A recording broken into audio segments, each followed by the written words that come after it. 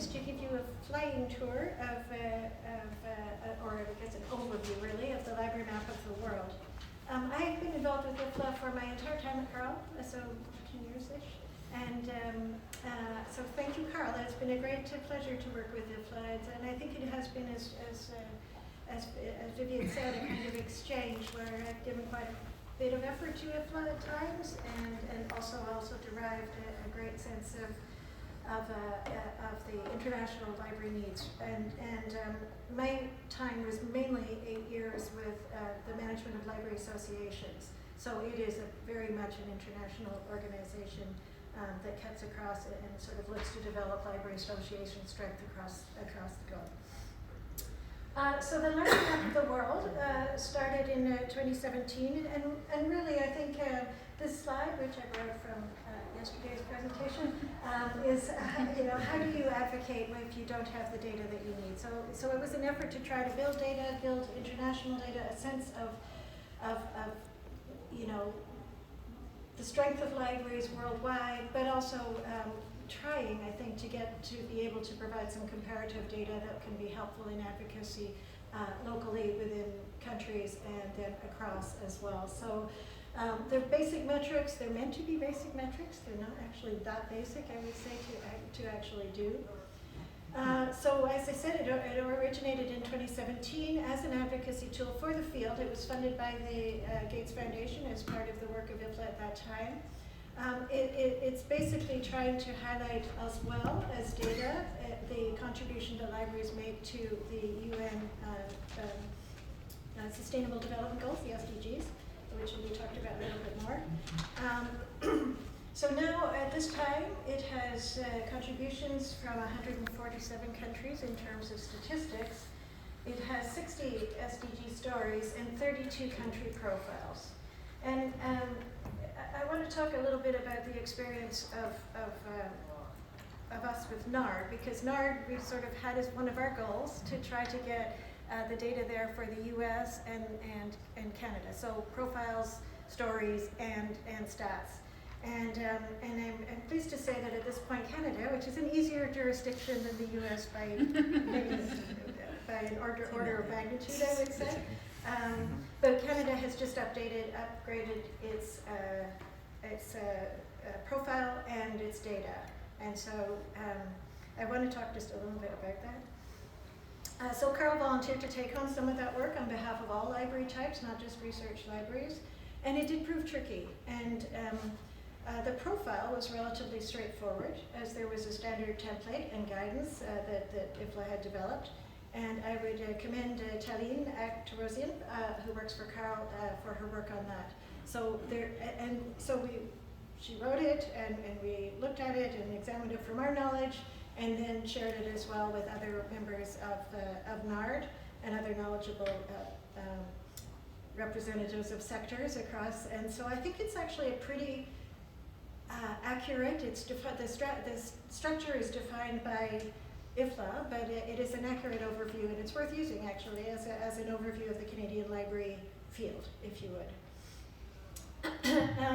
The data was another story, and with many thanks to Catherine McColgan, who's here, who knows the Canadian library landscape, especially in statistical terms, as well as anybody. There was an effort to try to furnish accurate stats. What happens in this country, though, and it's an interesting issue for Canada, is that we don't have statistics for all of the groups, partially because there aren't groups for some of the types of libraries. So the data at the moment is thin, if non-existent, for school libraries, for smaller public libraries, and for college libraries. So even academic libraries is not a complete picture. And what we found with IFLA in this template currently is that there was no way of really footnoting that or acknowledging that this is partial data as opposed to complete data. And it's a bit unfortunate because in some ways I would say it undermines the utility of the whole thing. So I'm not sure where I am with my slides here, but library data, there's all of these metrics, and it does cover all types of libraries. This is the profile, or at least it's a small screenshot of the profile that we did for Canada. It is up there, and you can see what it covers in terms of lots of depth. Library law, label deposit, national libraries are described, the various major associations, national associations primarily, and other aspects that are worth noting in an international context about libraries in Canada. So it is a map, it is online, it does have this map interface, it's quite usable really.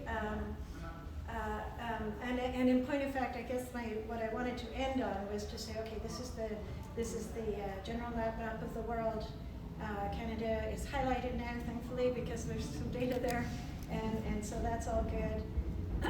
We've got some data. What they do is pull data out of some other sources as well, so we don't supply all of the data. So there is comparable data there because it's pulled from like the World Bank and things like that. So all countries have certain baseline data that is comparable, so that's good.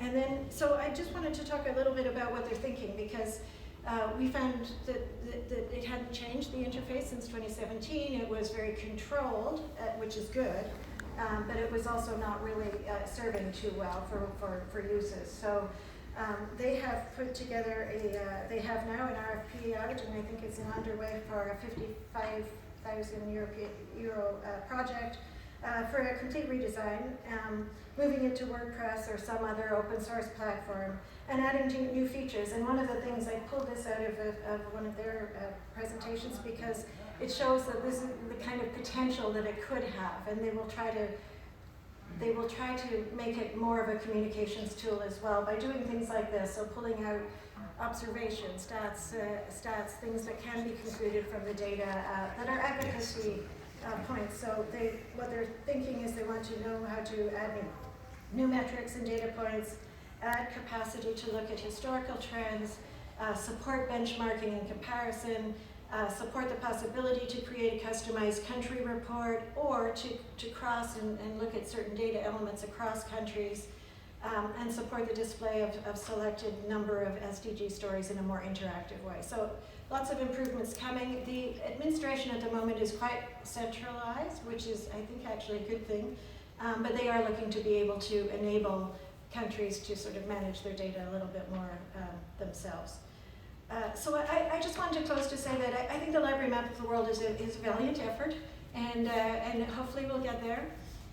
We're doing our bit, and I'm hoping that in fact more and more countries do step up, and as it improves, it very much relies on the data that's there. So it matters that everybody participates. So it's a collective effort, and it's important in that regard.